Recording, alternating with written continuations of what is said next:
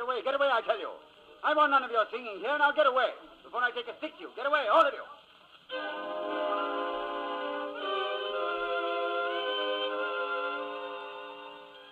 It was I who said those words. May heaven help my soul. It was I who called them out into the London night on Christmas Eve and sent those children scampering into the fog with fear in their hearts, where but a moment before had been the love of fellow man and God. I have learnt a great deal since then, and my story bears telling. My name is Ebenezer Scrooge, and the time of which I speak was Christmas, in the year of our Lord 1843. It was cold, bleak, biting weather.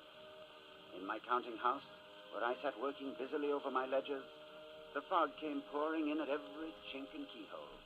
But I remember noting with silent glee that it had been a good year, and I was a much richer man.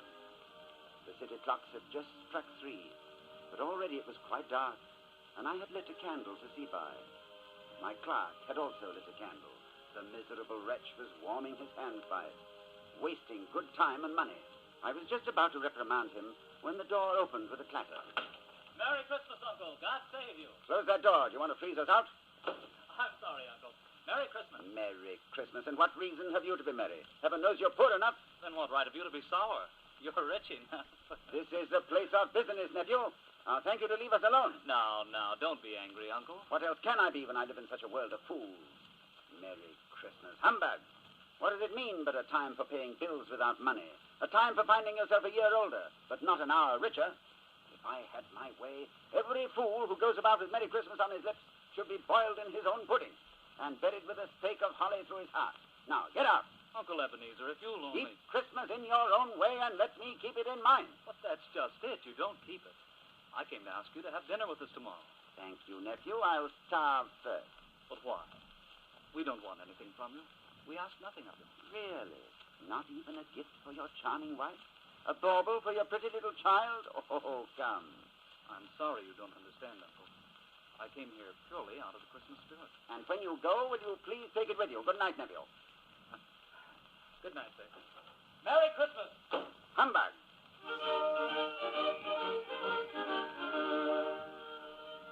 Mr. Scrooge, sir. Well, Cratchit, why aren't you working at your desk? If you please, sir, there's a gentleman to see you about a charity. Charity? It's time for closing. That's what I told him, sir. Good evening, sir. Scrooge and Marley's, I believe. Have I the pleasure of addressing Mr. Scrooge or Mr. Marley? Mr. Marley has been dead these 7 years. He died 7 years ago this very night. On Christmas Eve? Oh, a pity. But we have no doubt his liberality is well represented by his surviving partner. Mr. Marley's liberality was matched only by my own. As you know, Mr. Scrooge, at this festive season of the year, we attempt to make some slight provision for the poor and the destitute. Many thousands are in want of the common necessities of life, and many thousands are in want of common comfort, sir. Oh, dear, dear. Are there no prisons? Why, yes, sir. Plenty of prisons. And the union workhouses, aren't they still in operation? Yes, they are. Oh, I was afraid from what you said that they weren't. I'm very glad to hear it. Oh.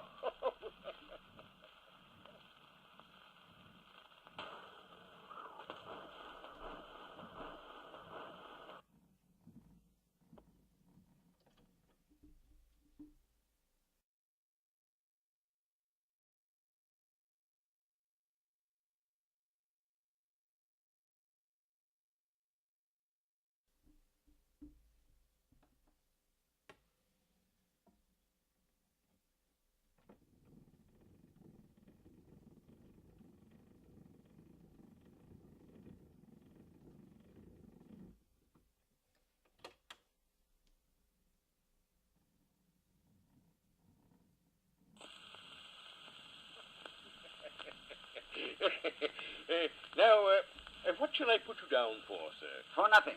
You wish to be anonymous? I wish to be left alone. I can't afford to make idle people merry. As a citizen, I help to support the workhouses. Those who are badly off must go there. Many can't go there. Many would rather die. Then they had better do it and decrease the surplus population. Good evening, sir. Good evening, sir. Mr. Scrooge, sir. Well, what is it? I was just wondering, sir, If you might leave for the night, eh? Well, say it. Yes, sir. And you'll want want all day tomorrow, I suppose, Mr. Cratchit. If it's quite convenient, sir. It's not convenient and hardly reasonable. If I was to deduct half a crown for it, you'd think yourself ill-used, wouldn't you, Mr. Cratchit? Well, sir, half a crown. And yet, Mr. Cratchit, you see no reason why I shouldn't pay a day's wages for no work.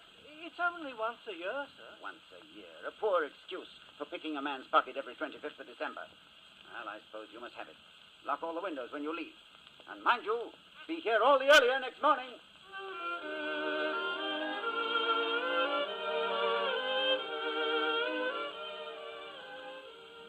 I felt no twinge of conscience that fateful Christmas Eve, no pang of remorse, no sense of guilt, for I had never known these weakling sentiments. Why, then, did my dark chambers seem darker than they ever had before? Why did I start in fear as I crossed the gloomy threshold of my house? What was there, waiting for me? I stood in the blackness, suddenly shaken by a chill, as though an icy hand had clasped its fingers round my heart. Then slowly I mounted the stairs. Once in my room, I knew I would be safe. Once locked behind my heavy door, this nameless fear that clutched at me would be gone. Quickly, I made myself ready for bed. And then, in the flickering light of my solitary candle, I saw it. It stood in the shadows, shining with a sickly bluish gleam. Its eyes were staring into mine, two dead eyes, staring out of a dead face. Who are you? What do you want with me? Who are you? Ask me rather who I was. In life, I was your partner, Jacob Marley. Marley. I know you now. But you're dead. You're dead. Why have you come here? It is required of every man that the spirit within him should walk abroad among his fellow men and travel far and wide. And if that spirit goes not forth in life, he is condemned to do so after death. No, stand back. His spirit is doomed to wander through the world and witness happiness it cannot share, but might have shared on earth. You are fettered. You're in chains. Tell me why. I wear the chain I forged in life. Of my own free will I wore it. I made it link by link and yard by yard. Is its pattern strange to you? Money boxes, keys and padlocks, heavy purses, rotting steel. I think you know this pattern well. You were always a good man of business, Marley. Business. Mankind was my business. Charity, mercy, forbearance were my business. But I turned my back on these and looked for wealth. I suffer for it now. But you are 7 years dead. You are beyond suffering. Hear me. My time is nearly gone. As I have suffered, so will you. For your life is mean. Your soul is shriveled, as mine was. But while that life still beats in you, you have yet one chance, one hope of escaping my fate.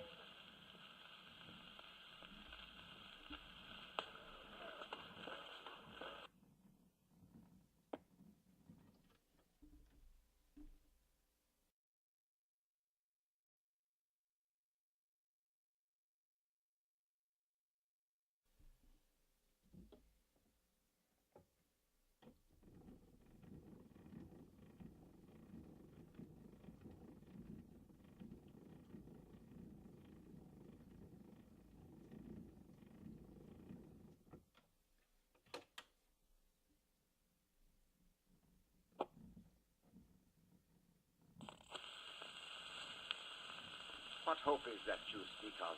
Tell me, Marley. You will be haunted by three spirits. Look for the first in the dark of the morning when the clock strikes 1. The second spirit on the stroke of 2. The third will come when the bell tolls 3. Look to see me no more, but remember well what I have said.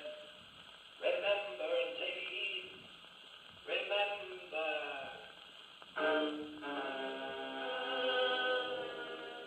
How long I slept, I do not know. But I awoke in a tremble, the voice of the steeple clock still ringing in my ears as it struck the first hour of Christmas Day.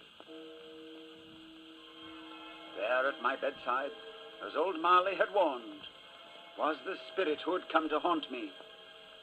It was a strange figure, like a child, and yet its hair was white with age. It held a branch of fresh green holly in its hand, and strangest of all, from the crown of its head there sprung a bright, clear light. You must come with me, Ebenezer Scrooge. Are you the spirit whose coming was foretold me? I am. Who and what are you? I am the ghost of Christmas past. Long past? No, your past. Well, why have you come? What brings you here? Your welfare and your reclamation. Rise and walk with me. Walk? Where? Through your window, out into the night, out on the wings of the wind. Come with me, Ebenezer Scrooge.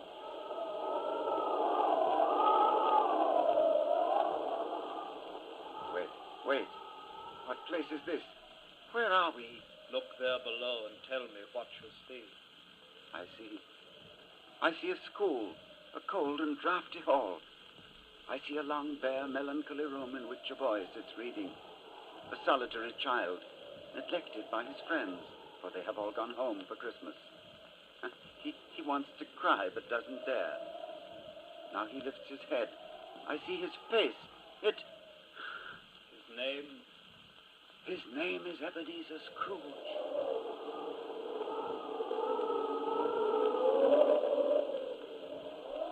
Here now is the shadow of another Christmas. The boy is older, but the innocence of childhood is no longer in his face. There is a restless motion in his eye, and he wears the signs of care and greed. Show me no more. That girl who sits beside him, they're to be married. Stop, take me back. Listen, Ebenezer Scrooge, hear what she says. I know it matters little to you. And so, I give you your release, Ebenezer. Take me back. You have changed. And your love is not for me any longer. You love money now. And power. Another idol has displaced it. A golden one. Goodbye, Ebenezer. She is gone. Out of the room, out of your life. Show me no more, I say. One No. shadow more. No more. One glimpse of her at still another Christmas. No. Happy in a home that might have been yours. No. Laughing with her children who might have been your children. No, leave me. Haunt me no longer. Do you hear? Haunt me no longer.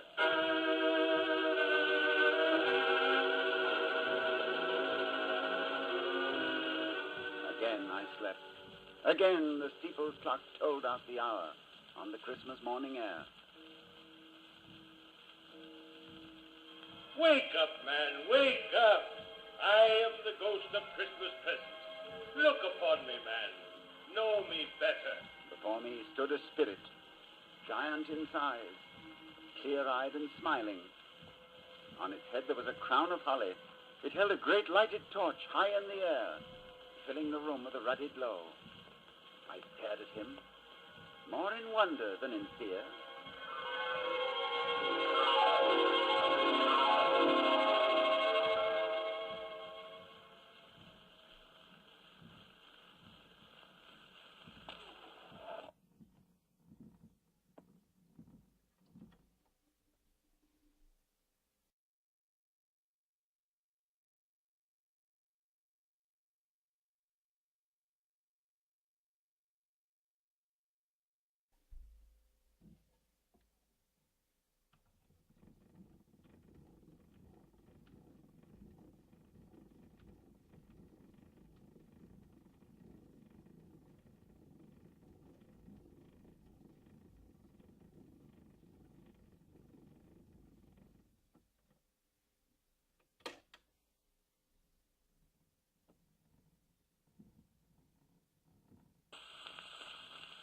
Second spirit laughed.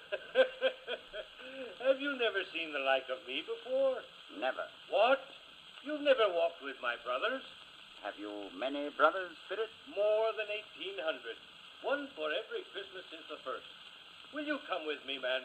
I've seen the Christmases of the past. They brought me no joy. Oh, come along, man, come along. I will show you the Christmas of today.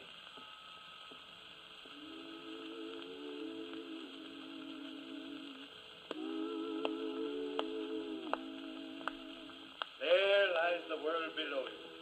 Look, Ebenezer Scrooge, and tell me what you see. I see the brightness of a million fires burning on a million hearths. I see families joined together. Making merry. Over nothing. I see children with their bright new toys. Laughing. And invalids on their sick beds. Smiling with new hope. I see a place where miners live, who labor in the bowels of the earth. And even they are happy on this night. Yes, they appear so. And there at sea, look, a ship tossed by the wind. And on the ship, two sailors join hands. To wish each other joy. Yes, all this I see. And all this is the spirit of Christmas.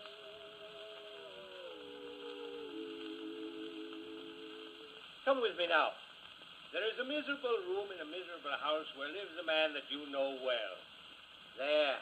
You see him? That's my clerk, Bob Cratchit. But the others, I know them not. Bob Cratchit has a wife and children. 5 children.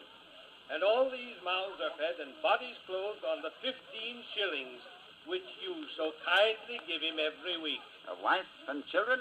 I never knew that. You might have known. You never asked. That child, the youngest of the 5, he has a crutch. He is a cripple? The crutch supports his body. His spirit stands alone. Now, children, your father's here. Chairs to the table. Peter, fetch the goose. Martha, the potatoes need your hand. Oh, Bob, there's such a goose. Tiny Tim could tell you that, couldn't you, Tim? I smelled it, Mother. I could smell it coming up the stairs. My little one. And was he a good boy at church, As Bob? good as gold, eh, Tiny Tim? It was nice to be in church this morning, Mother. I wanted everyone to see me. Why, Tiny Tim? Because I'm a cripple. And if people see a cripple on Christmas Day, well, then they'll remember that this is God's day. And it's God who makes the cripples walk and the blind to see. Tiny Tim. Well, isn't it, Mother? Yes, dear. Isn't it, Father? Who else, my son? And he'll make me walk, too.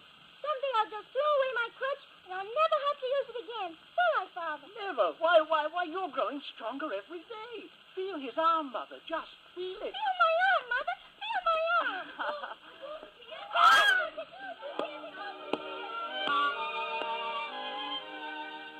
A poor feast. A goose no larger than your hand might cover. But the Cratchits are not hard to please. There never was such a goose. I don't believe there ever was such a goose cooked. The tenderness, the flavor. And the stuffing. And now the pudding. A very small pudding for so large a family. A wonderful pudding, wonderful. Children, I regard this pudding, I say, as the greatest success achieved by Mrs. Cratchit since our marriage. And now a toast. A Merry Christmas to us all, my dears. God bless us. Merry Christmas, my dears. God bless us, everyone.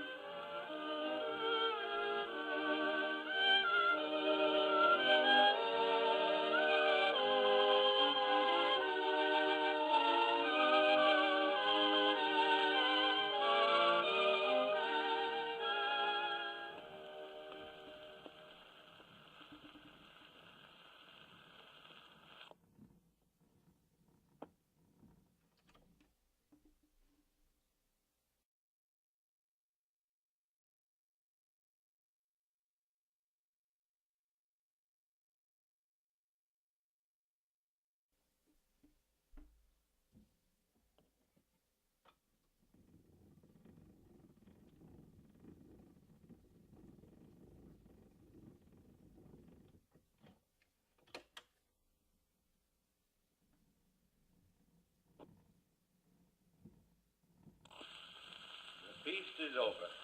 The Cratchits all gather round the fire now, and Tiny Tim will sing to them. Just one short tune before he's off to bed. Tiny Tim. He's so pale, so thin. Tell me, will he live? Spirit, will Tiny Tim live? I see a vacant seat in the poor chimney corner, and a crutch without an owner. If these shadows remain unaltered, the child will die. No, say he will be spared. Tell me he will be spared. Do you worry? Why? If he be like to die, why then he had better do it and decrease the surplus population. Spirit, stop, don't go. There must be others in the world, poor and in want. Are there no prisons? Hear me, they can be helped. Are there no prisons? Are there no workhouses? Spirit, stay, come back. Come back.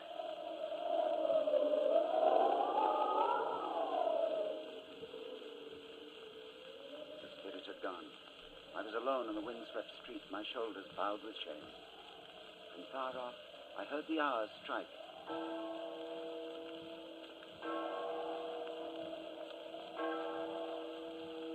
And looking up, I beheld the third of the spirit. It was a phantom, shrouded in a long black robe. A hood concealed its face, but from the folds of the robe a thin white hand was outstretched toward me, beckoning. I am the ghost of Christmas yet to come. I will show you the shadows of things that have not happened, but will happen in the time before us. Ghost of the future, I fear you more than any spectre I have seen. Come.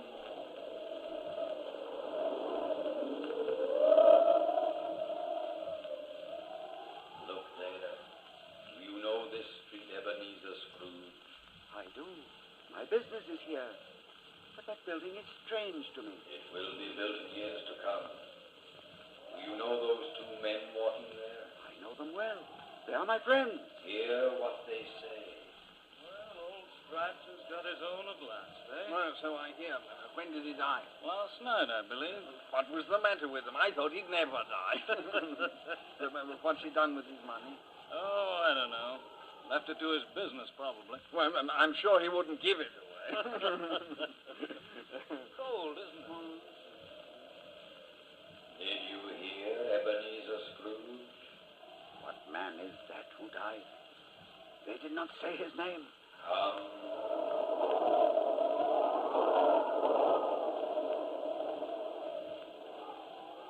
Tell me now what you see. A room. A dark and gloomy chamber. On the bed a figure lies covered with a shroud. Someone is dead in this room. Remove the shroud and look upon his face. I am afraid. Remove the shroud. It is my own face that I see. My own. You are dead, Ebenezer Scrooge. But why am I alone? Why is there no one here? There are none to mourn you. Not one voice lifted in prayer. Not one tear shed. Alone in the dark forever. Alone. No, there must be someone. I have friends. Those men we heard upon the street, they were your friends. Come.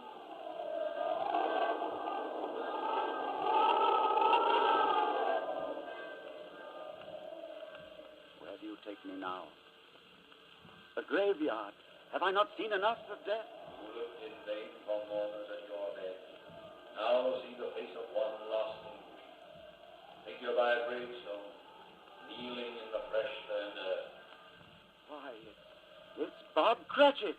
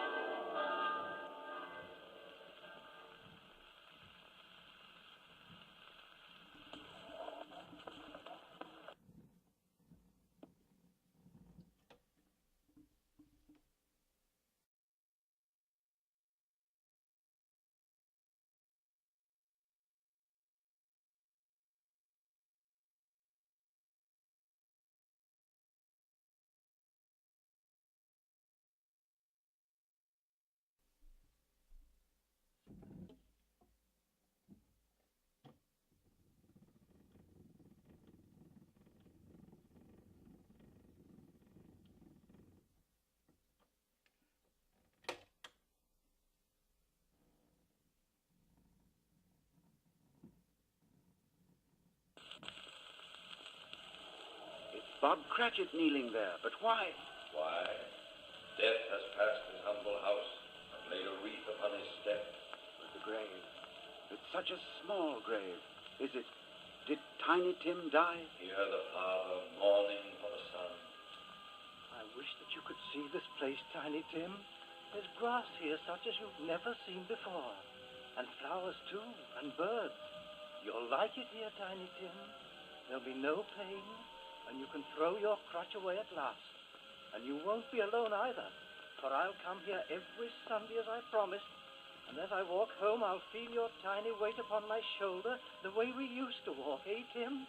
And I'll hear your laugh, and I'll see your smile, and I'll think to myself, why, he's here just as he always was. He's here, Tiny Tim. Tiny Tim. Tiny Tim. born 1838, departed this life, aged 7 years. Must this be? Must that father cry out his heart upon a gravestone? Tell me this must not be. There was a man named Ebenezer Scrooge. He might have saved this child. He will. He will. Let me have one chance. It was promised me if I altered my life. I will honor Christmas in my heart and try to keep it all the year. I will live in the past, the present, and the future.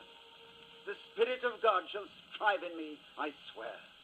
Only tell me that I may sponge away the writing on that gravestone. Tell me.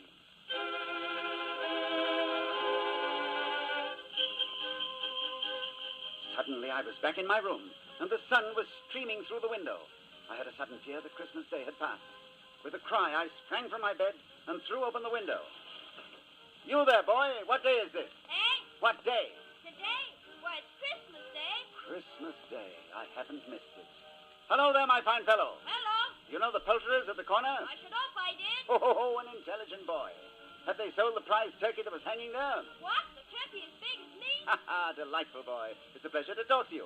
Is it still there? It's hanging there now. Then go and buy it, boy. Yahoo! No, I'm in earnest. Here's the money. Go and buy it. Tell him to send it to Bob Cratchit's house. And whatever's left is for you. And hurry, boy, hurry. I've been invited to my nephew's for dinner. I'm going. And boy, Yes, sir? Merry Christmas, boy. Merry Christmas.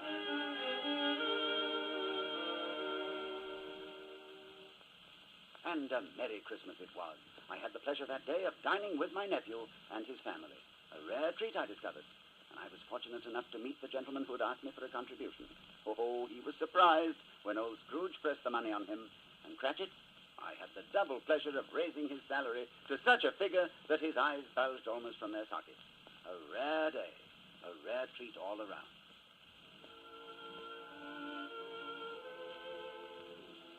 Yes, that was a Christmas for you. And I may tell you that Tiny Tim did not die.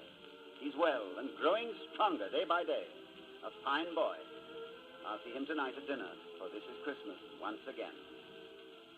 Yes, I keep Christmas now, for I have learned this, that no greater glory is given us than the love of fellow man, for in that love is love of God. May we keep Christmas always. May its fires burn forever in our hearts. And so, as Tiny Tim observed, God bless us every one.